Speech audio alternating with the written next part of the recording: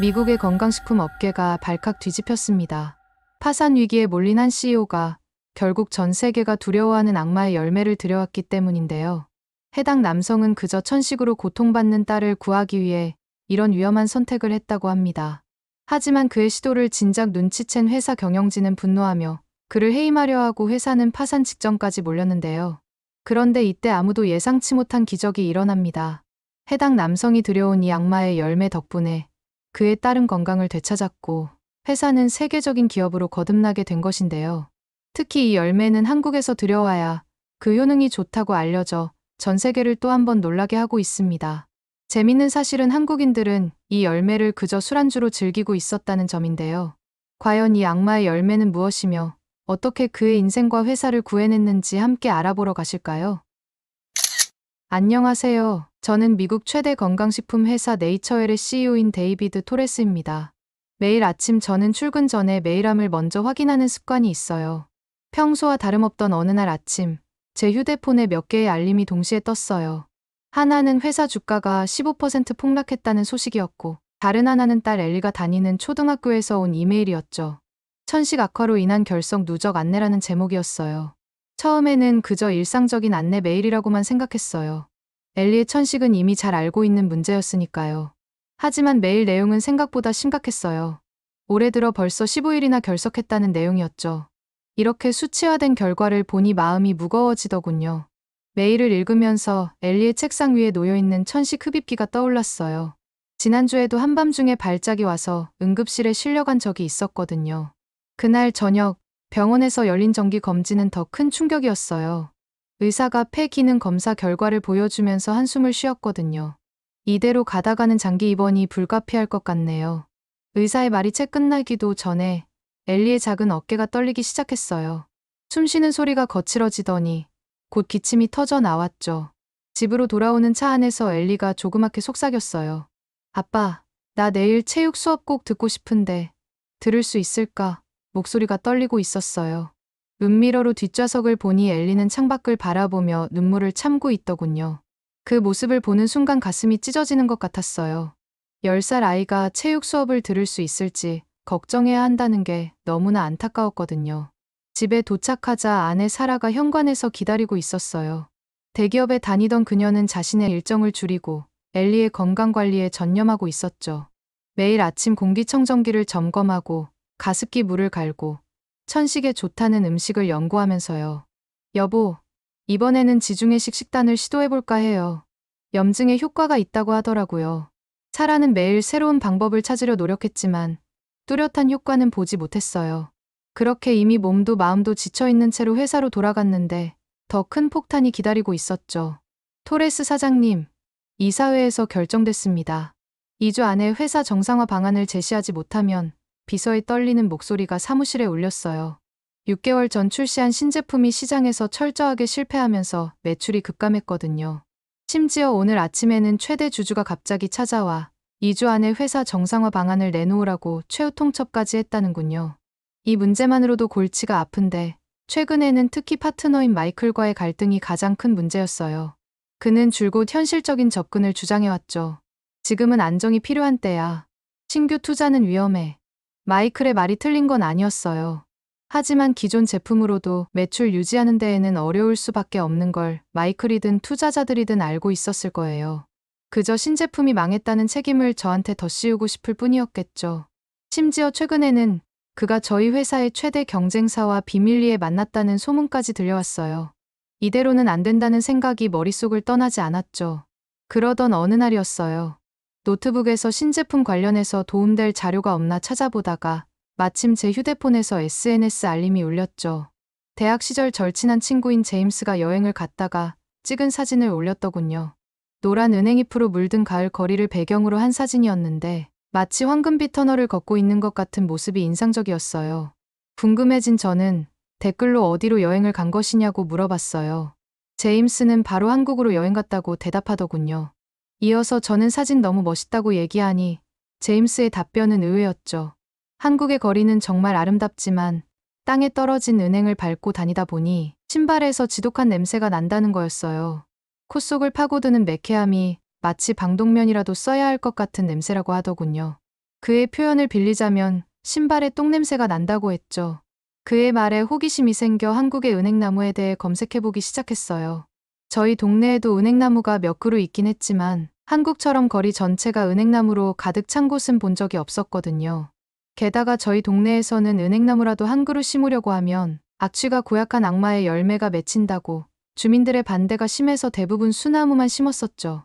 냄새가 나는 건 한국이나 미국이나 똑같을 텐데 왜 한국에서는 냄새가 나는 암나무를 심는 건지 궁금해지기 시작했어요.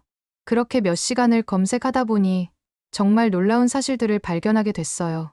한국에서는 이 악취나는 은행 열매를 일부러 수확해서 먹는다는 거였어요. 더 놀라운 건 이게 단순한 식재료가 아니라 수천 년 동안 약재로도 쓰여왔다는 거죠. 특히 천식과 같은 호흡기 질환에 효과가 있다는 연구 결과를 발견했을 때는 심장이 쿵쾅거리기 시작했어요. 엘리의 고통에 찬 얼굴이 제 머릿속을 스쳐 지나갔거든요. 마침 한국에서 건강식품 박람회가 열린다는 공고를 보게 됐어요. 기간이 얼마 남지 않아 망설일 시간이 없었죠. 당장 회사로 돌아와 마이클에게 한국 출장 계획을 이야기했어요. 하지만 그의 반응은 얼음장처럼 차가웠어요. 2주 안에 회사를 정상화하라는 최후 통첩이 와 있는 상황에서 무슨 한국행이야. 지금 나랑 장난해? 그의 목소리에는 분노와 함께 어떤 불안감이 묻어 있었어요. 마이클의 반대는 더욱 강경해졌어요. 데이비드, 솔직히 말할게. 난 더 이상 자네를 믿을 수 없어. 몇 번이고 자네를 믿었었지만 나에게 돌아오는 건 실패뿐이었지 않나. 자네가 한국에 간다면 이건 우리의 마지막 대화가 될 거야. 그의 말을 듣다가 문득 열려있는 그의 노트북에 눈이 갔어요. 그의 책상 위에는 경쟁사와 주고받은 이메일이 살짝 보이더군요. 그 순간 모든 게 이해됐죠. 마이클이 이미 다른 선택을 했다는 생각이 들자 더 이상 제 생각을 꺾을 필요가 없다는 생각이 들었어요. 그렇게 저는 마이클을 노려본 채로 회사 밖을 나왔고 투자자들에게 마지막으로 한 번만 믿어달라는 메일과 함께 한국행 출장 준비를 준비했어요. 그렇게 저는 10시간이 넘는 비행 끝에 한국에 도착했어요. 피곤했지만 엘리의 천식을 치료할 수 있다는 희망만으로도 충분히 활력이 넘쳤죠. 호텔에 짐을 풀자마자 박람회장으로 향했어요. 시차 적응도 안 된 상태라 눈이 감기려 했지만 잠들 수는 없었어요. 박람회의 마지막 날이었거든요. 그때까지만 해도 이 박람회가 제 인생을 완전히 바꿔놓을 거라곤 상상도 못했죠. 박람회장은 예상보다 훨씬 컸어요. 수많은 기업들의 화려한 부스들 사이에서 제가 찾는 건 단 하나, 은행 관련 제품이었죠. 하지만 쉽게 찾을 수 없었어요. 시간이 갈수록 초조해졌죠. 그때 눈에 들어온 건 구석에 있는 작은 부스였어요. 전통은행 추출물이라는 간판 아래 오래된 한지로 만든 포스터가 걸려 있었어요. 다른 부스들의 화려한 조명과는 달리 소박하지만 묵직한 존재감이 느껴졌죠. 부스에는 은행 추출물과 은행 가공식품이 전시되어 있었어요. 은행의 효능에 대해 물어보니 젊은 대표는 오히려 제게 관심을 보였어요. 그와 은행나무와 관련해서 대화를 나누니 점점 그의 눈빛이 달라지는 게 눈에 띄었죠. 자신의 형이 20년 넘게 은행나무를 연구해왔다며 직접 만나보는 게 어떻겠냐고 제안했어요. 그때는 몰랐죠. 이 만남이 제 인생의 터닝포인트가 될 거라는 거요. 다음 날 아침, 대표가 알려준 은행나무 농장으로 향했어요. 시차 적응에 실패해서 안 그래도 늦게 일어나 시간이 촉박한데 내비게이션이 헷갈려 계속 다른 방향으로 가버리고 말았죠. 내비게이션에서는 자꾸만 경로를 재탐색합니다를 반복했고 목적지에 도착하고 나서야 주소를 잘못 입력했다는 사실을 알게 되었어요. 불안과 초조함이 밀려왔어요. 이미 약속 시간보다 너무 늦어버린 시간이라 농장에서 저를 기다려줄 거라는 확신이 생기지 않더군요. 그때 마이클의 경고가 떠올랐죠. 한국행이 당신 커리어의 마지막이 될 거야. 농장에 3시간이나 늦게 도착했을 때 준호 씨는 오히려 밝게 웃으며 저를 맞아주었어요. 멀리서 오시느라 고생하셨습니다. 죄송하다고 몇 번이고 사과를 했지만 그는 저를 토닥여주면서 괜찮다고 해주더군요. 그의 따뜻한 미소에 긴장이 조금 풀리는 듯 했지만 곧 다시 숨이 막혔어요. 눈앞에 펼쳐진 광경 때문이었죠. 끝없이 이어진 은행나무들이 황금빛 바다를 이루고 있었거든요. 바람이 불 때마다 노란 잎들이 하늘을 수놓았고 그 풍경은 제가 본 어떤 것보다도 압도적이었죠. 이게 다 은행나무인가요? 제 질문에 준호 씨는 고개를 끄덕였어요. 그리고 이어진 그의 설명에 저는 충격을 받았어요.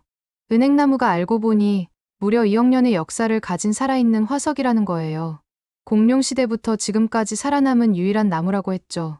특히 놀라웠던 건 전 세계적으로 은행나무가 멸종 위기에 처한 나무라는 사실이고 그 나무가 한국에서는 오히려 너무 많아서 민원이 들어온다는 사실이었어요.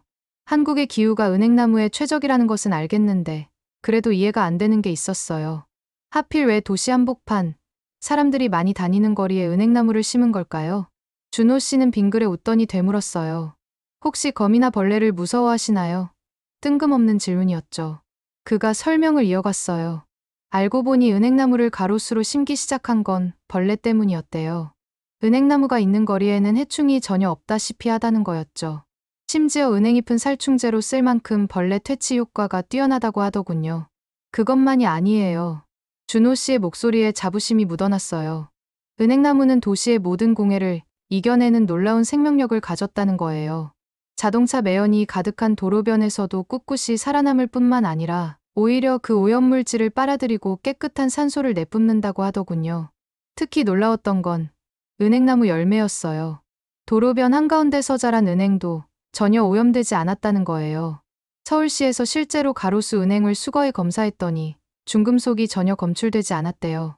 두꺼운 껍질이 여러 겹으로 쌓여 있어서 완벽하게 보호된다는 거였죠. 준호 씨는 은행 열매가 호흡기 질환의 특효라고 덧붙였어요. 공기를 정화하는 능력이 탁월해서 천식 환자들에게 특히 좋다는 거였죠. 은행은 기관지 점액 분비 기능을 개선하고 기관지 평활근을 이완시키며 혈관을 확장하는 작용이 있어 천식 증상 완화에 도움이 된다고 했어요. 순간 엘리의 얼굴이 떠올랐어요. 지금보다 더 나아질 수 있다는 희망이 보였거든요. 그렇게 은행나무에 대해서 대화하는 와중에 준호 씨가 뜻밖의 제안을 했어요. 세계에서 가장 오래된 은행나무 중에 하나로 꼽히고 심지어 천연기념물로 지정된 은행나무가 이 주변에 있는데 함께 보러 가는 게 어떻겠냐고 조심스럽게 물어보더군요. 저는 곧바로 동의했어요. 천연기념물까지 지정된 은행나무는 어떻게 생겼을지 궁금했거든요. 그렇게 저는 용문사에 도착하자마자 숨을 멈출 수밖에 없었어요. 거대한 은행나무 한 그루가 마치 산을 지키는 신처럼 서 있었거든요. 이 나무는 신라 경순왕의 아들이 심은 거예요. 1000년이 넘는 세월 동안 이 자리를 지켜왔죠. 준호 씨의 말이 마치 1000년의 시간을 관통하는 것처럼 들렸어요. 나무 앞에 서자 이상한 느낌이 들었어요. 마치 시간이 멈춘 것 같았죠. 이 은행나무가 어떻게 1000년을 살아남을 수 있었던 걸까요? 제 질문에 준호 씨는 깊은 숨을 들이쉬었어요. 은행나무는 현재 식물 분류에서 문 단위로 독립된 유일한 식물로 분류된다고 했습니다. 쉽게 말해 은행나무는 다른 식물들과 가까운 친척이 없고 그 자체로 독특한 계통을 가진 특별한 존재라는 뜻이죠. 이런 독특한 진화적 특징 덕분에 은행나무는 다른 식물들에서는 보기 힘든 성분과 효능을 가지고 있으며 특히 한국산 은행나무는 이런 점에서 더욱 주목받고 있다고 하더라고요. 놀라운 사실은 계속 이어졌어요. 준호 씨는 은행잎 하나를 주워들었어요. 이 나무는 참 특별합니다. 열매도 귀하지만 사실 잎도 보물이나 다름없거든요. 그의 말에 의아했어요. 악취 나는 열매도 모자라 잎까지 사람에게 직접적인 효능이 있을 줄은 상상도 못했거든요. 준호 씨가 설명을 이어갔어요. 전 세계 은행잎 중에서도 특히 한국산 은행잎에서만 추출되는 특별한 성분이 있다는 거예요. 진코프라본 글리코사이드라는 성분인데 이게 고혈압, 당뇨, 심장질환에 놀라운 효과가 있다고 하더군요. 게다가 잎에 함유된 플라보노이드라는 성분은 항염 항산화 효과가 뛰어나서 면역력 강화에도 도움이 된다고 하더군요. 우리 선조들은 이미 알고 있었던 거겠죠. 준호 씨의 목소리에 자부심이 묻어났어요. 다른 나라들이 냄새 때문에 수나무만 심을 때 우리는 일부러 암나무를 더 많이 심었죠. 열매는 약이 되고 잎은 공기를 정화하며 나무는 그늘을 만들어주니 이런 나무가 어디 있겠습니까? 순간 머리를 강하게 맞은 것 같았어요. 한국의 선조들은 은행나무 하나에서 이렇게 많은 가치를 발견했던 거예요. 게다가 그 지혜는 시간이 흐를수록 더 빛을 발하고 있었죠. 80년대 후반에는 은행나무의 뛰어난 공기정화 능력이 과학적으로 입증됐고 최근에는 그 약효까지 하나둘 밝혀지고 있다니까요. 해가 저물어갈 무렵 준호 씨가 맛있는 저녁을 사주겠다고 제안했어요. 작은 포장마차로 향하는 동안 저는 왠지 모를 설렘을 느꼈어요. 그때는 몰랐죠. 제 인생에서 가장 짜릿하고도 위험한 맛의 경험이 될 거라는 거요. 포장마차 안에서 준호 씨가 주문한 건 닭도리탕과 꼬치였어요. 그 중에서 제 눈에 띄는 건 꼬치였죠. 처음 보는 초록색 알갱이들이 꽂혀 있는 모습이 신기했거든요. 한 입 베어 물자마자 충격에 빠졌어요. 고소하면서도 담백한 맛이 입안 가득 퍼졌거든요. 놀란 반응을 보이는 저를 보면서 준호 씨는 이게 은행이라고 하더라고요. 그 말을 듣고 놀라움을 감출 수 없었어요. 당연히 은행에 악취가 나서 맛도 없을 줄 알았는데 생각했던 것과 정반대로 너무 맛있었거든요. 은행이 입맛에 맞다 보니 꼬치를 한 개 두 개 해치워버리기 시작했죠. 그런 저를 보며 준호 씨가 걱정스러운 표정으로 말했어요. 과다 섭취하시면 안 됩니다. 은행은 효과가 좋은 만큼 부작용도 심할 수 있습니다. 하지만 저는 그의 말을 흘려들었어요. 이렇게 작은 게 몇 개 먹었다고 무슨 문제가 되겠냐며 자꾸만 손이 가는 걸 멈출 수 없었죠. 그때는 몰랐어요. 제 무모한 행동이 어떤 결과를 가져올지 말이에요. 호텔로 돌아온 건 밤 10시가 넘어서였어요. 피곤했지만 기분은 좋았죠. 은행나무에 대해 알게 된 것들이 마음을 설레게 했거든요. 침대에 누워 오늘 있었던 일들을 정리하려는데 갑자기 속에서 이상한 느낌이 들었어요. 처음에는 단순한 소화불량인 줄 알았어요. 하지만 시간이 갈수록 증상이 심해졌죠. 갑자기 식은땀이 흐르기 시작했고 방 안이 빙글빙글 도는 것 같았어요. 화장실로 가려 했지만 다리가 말을 듣지 않았죠. 휴대폰을 집으려 했지만 손이 덜덜 떨려서 제대로 잡을 수조차 없었어요. 겨우 프런트에 연락했는데 그때부터는 기억이 흐릿해요. 구급차 사이렌 소리, 응급실의 차가운 침대, 의사들의 분주한 발걸음, 모든 게 영화의 한 장면처럼 어지럽게 스쳐 지나갔죠. 정신이 들었을 때는 이미 다음날 아침이었어요. 의사가 차트를 보며 물었죠. 어제 특별히 드신 것이 있나요? 그제서야 포장마차에서 먹은 은행이 떠올랐어요. 은행을 한 두 주먹 정도는 먹었을 것 같아요. 의사의 눈이 커졌어요. 그러더니 고개를 절레절레 저으며 말했죠. 은행 중독증입니다. 다행히 빨리 발견해서 큰 위험은 넘겼네요. 하지만 앞으로는 조심하셔야 해요. 은행은 꽤 독성이 강해서 과다 섭취하면 위험할 수 있거든요. 병실에 돌아와서 휴대폰을 보니 준호 씨에게서 부재중 전화가 여러 통 와 있었어요. 떨리는 손으로 전화를 걸었죠. 소화기 너머로 준호 씨의 걱정스러운 목소리가 들렸어요. 심지어 자신이 더 강하게 말렸어야 했는데 그러지 않아서 미안하다고 사과하더군요. 그 말을 듣곤 오히려 제가 더 부끄러워졌어요. 그가 은행의 위험성을 여러 번 경고했는데도 제가 그 말을 흘려들었으니까요. 준호 씨는 침대 옆에 앉아 은행의 섭취법부터 적정량까지 자세히 설명해 주었어요. 은행은 정말 귀한 약이에요.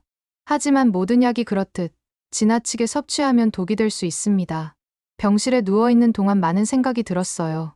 엘리의 천식, 회사의 위기, 그리고 한국에서 보고 들은 모든 것들이 퍼즐처럼 맞춰지는 것 같았죠. 퇴원하기 전 준호 씨가 작은 상자를 건네주었어요. 이건 제가 직접 만든 은행잎 추출물입니다. 제가 알려드린 대로만 드시면 분명 도움이 될 거예요. 그의 눈빛에서 진심이 느껴졌어요. 미국으로 돌아온 후 사라에게 한국에서의 경험을 전부 이야기했어요. 그녀의 눈이 반짝이기 시작하더니 그날부터 주방에서 은행 레시피를 연구하기 시작했죠. 하지만 며칠 뒤 정말 아찔한 순간이 찾아왔어요. 퇴근하고 집에 돌아왔는데 현관부터 이상한 냄새가 났어요. 주방에서 사라가 큰 믹서기로 무언가를 갈고 있었죠. 여보, 우리 엘리 건강해질 거예요. 이거 다 갈아서 한 번에 먹이면 순간 등줄기가 서늘해졌어요. 사라가 들고 있는 봉지에는 생은행이 가득했거든요. 안 돼요. 저도 모르게 소리를 질렀어요. 사라의 손에서 믹서기를 낚아채다가 그만 바닥에 떨어뜨리고 말았죠. 믹서기가 깨지면서 초록빛 은행즙이 바닥에 쏟아졌어요. 당신 미쳤어요? 이게 얼마나 힘들게 구한 건데. 사라가 울분을 터뜨렸어요. 엘리를 위해서 새벽부터 한인마켓 5군데나 돌아다녔다고요. 사라의 눈에 눈물이 고이기 시작했죠. 당황한 저는 한국에서 겪은 은행 중독 사건을 설명하려 했어요. 하지만 사라는 제 말을 들으려고도 하지 않았죠. 당신도 먹었잖아요. 그런데 왜 우리 딸한테는 안 된다는 거예요? 그날 밤 사라는 제게 등을 돌린 채 잠들었어요. 다음 날도 말없이 출근했죠. 하지만 저녁에 돌아와 보니 이번엔 더 큰 일이 벌어져 있었어요. 사라가 은행을 삶아서 스프를 만들어 놓은 거예요. 이번엔 제대로 익혔으니까 괜찮을 거예요. 엘리 앞에 스프를 내밀며 사라가 말했죠. 엘리는 엄마의 기대 어린 눈빛을 피하지 못하고 한 숟가락을 떠먹었어요. 그리고는 화장실로 달려가더니 그대로 토해버리고 말았죠. 알고 보니 사라가 은행의 껍질까지 모두 갈아 넣는 바람에 쓴맛이 견딜 수 없을 정도였던 거예요. 이제 그만하면 어떨까요? 조심스럽게 제안했어요. 사라의 눈에 다시 눈물이 고였죠. 그럼 우리 엘리는 어쩌죠? 당신이 말한 것처럼 은행이 천식에 좋다면 어떻게든 먹여야 하는 거잖아요. 그때였어요. 한국에서 먹었던 은행꼬치가 떠올랐어요. 사라는 자신도 못한 걸 어떻게 할 거냐면서 무시했지만 저는 한국에선 이걸 술안주로 먹을 만큼 인기가 좋은 음식이라고 어필했죠. 은행을 살살 구우면서 고소한 향이 퍼지자 엘리가 호기심 어린 눈으로 주방으로 들어왔어요. 이게 뭐야, 아빠? 포도알 같아. 엘리가 궁금한 듯 물었어요. 한 입만 먹어볼래? 꼬치를 건네자 엘리는 잠시 망설이다가 조심스럽게 하나를 집어먹었어요. 그리고 와, 이거 팝콘 맛이 나는데? 하면서 엘리가 환호성을 질렀죠. 사라도 한 입 먹어보더니 깜짝 놀랐어요. 그 쓰던 게 어떻게 이렇게 맛있을 수가 있죠. 그제서야 저는 한시름을 놓을 수 있었답니다. 놀라운 변화는 그 후에 찾아왔어요. 3달 정도 지났을 때였죠. 엘리의 정기검진 날, 폐 기능 검사 결과가 이전과 확연히 달랐어요. 닥터 존슨은 믿을 수 없다는 듯 검사 결과를 반복해서 확인했죠. 천식 증상이 눈에 띄게 호전된 거예요.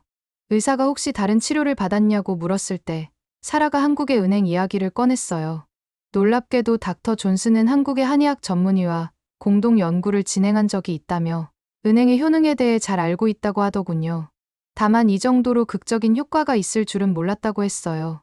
엘리의 상태가 눈에 띄게 좋아지는 걸 보면서 저는 은행나무에 대한 확신이 커져갔어요. 하지만 이 확신을 회사 이사회에서 설명하는 건 정말 힘든 일이었죠. 토레스 씨, 지금 우리에게 필요한 건 안정이에요. 새로운 도박이 아니라.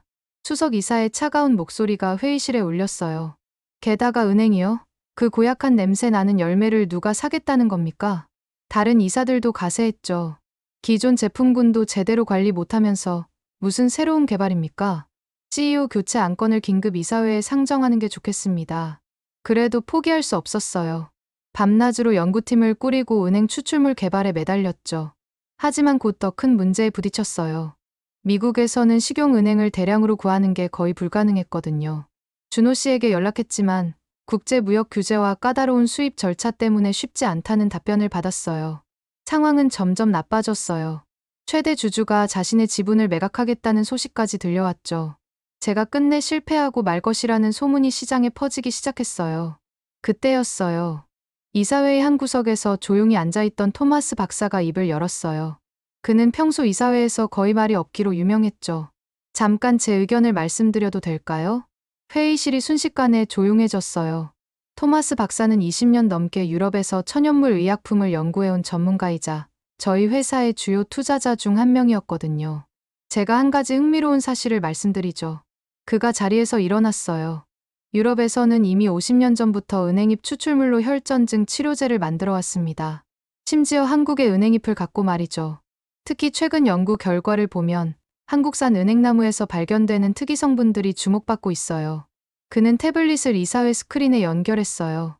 이건 제가 참여했던 최근 연구 결과입니다. 한국산 은행나무의 효능이 다른 지역의 은행나무와 확연히 다르다는 걸 보여주죠. 그는 스크린에 지도를 띄우며 비교 연구 결과를 설명하기 시작했습니다. 우선 한국산 은행나무는 중국산 은행나무와 비교했을 때 플라보노이드와 테르페노이드 같은 활성 성분이 평균적으로 15에서 20% 더 높은 농도를 보입니다. 이 성분들은 항산화, 항염증, 혈액순환 개선 등 건강에 다양한 이점을 제공합니다. 은행나무는 대표적으로 중국의 은행나무를 비교할 수 있는데 중국에서는 대량 생산에 초점을 맞춘 재배 방식을 채택하고 있지만 이로 인해 개별 나무의 품질 관리가 상대적으로 어렵습니다. 반면 한국에서는 영양분이 풍부한 토양과 사계절 기후 덕분에 나무가 천천히 고르게 성장하며 이러한 활성 성분이 더 잘 농축됩니다. 다른 이사들의 표정이 조금씩 바뀌기 시작했어요. 게다가 저는 유럽과 한국에 걸쳐 천연물 의약품 관련 네트워크를 가지고 있죠. 원료 수급 문제는 제가 도울 수 있습니다. 토마스 박사의 지지는 예상치 못한 선물이었어요. 특히 그가 과학자이자 투자자라는 점이 다른 이사들을 설득하는데 큰 힘이 됐죠. 이건 단순한 도박이 아닙니다. 과학적 근거를 바탕으로 한 혁신이에요. 제가 보증하겠습니다. 토마스의 도움으로 준호 씨와의 원료 수급 문제가 해결되자 본격적인 제품 개발이 시작됐어요. 연구팀은 밤낮 없이 연구를 진행했고 드디어 첫 임상시험 결과가 나왔죠. 결과는 놀라웠어요. 천식 환자들의 증상이 평균 40% 이상 개선됐고 기침 완화와 혈액순환 개선 효과도 확실하게 나타났어요. 특히 주목할 만한 건 소변 조절 기능이었어요. 밤에 화장실을 자주 가는 노인분들의 증상이 크게 개선됐거든요. 연구팀도 이런 다양한 효과에 놀랐죠. FDA 승인을 위한 서류를 준비하면서 저희는 더 많은 임상 데이터를 수집했어요. 엘리의 변화는 더욱 놀라웠어요. 이제는 친구들과 운동장에서 뛰어놀 수 있게 됐고 체육 수업도 빠지지 않고 참여할 수 있게 됐죠. 학교에서는 마치 다른 아이가 된 것처럼 활기찬 모습을 보인다는 연락이 왔어요. 주변 학부모들의 관심도 자연스럽게 커졌어요. 사라는 학부모 모임에서 엘리의 변화에 대해 이야기하게 됐고 은행 추출물에 대한 설명을 하게 됐죠. 처음에는 다들 반신반의하는 표정이었지만 엘리의 달라진 모습을 직접 본 학부모들은 점점 더 깊은 관심을 보였어요. 그러던 중 FDA 승인이 났고 드디어 제품 출시를 준비하게 됐어요. 사라는 너무 기뻐서 주변 학부모들에게 첫 출시 제품을 나눠주기 시작했죠. 하지만 이게 뜻하지 않은 문제를 일으킬 줄은 몰랐어요. 한 달 후, 사라의 가장 친한 친구인 제니퍼가 갑자기 찾아왔어요. 그녀는 화가 난 표정으로 제품을 내던지며 아들이 심한 두드러기를 겪었다고 했죠. 사라는 충격을 받고 집으로 돌아와 SNS를 확인했는데 저희 제품에 부정적인 댓글들이 넘쳐나고 있었어요. 급히 품질 관리팀과 긴급 회의를 소집했어요. 모든 생산 기록과 품질 검사 결과를 꼼꼼히 확인했죠. 그리고 마침내 충격적인 사실을 발견했어요. 시중에 저희 제품을 모방한 가짜 상품이 유통되고 있었던 거예요.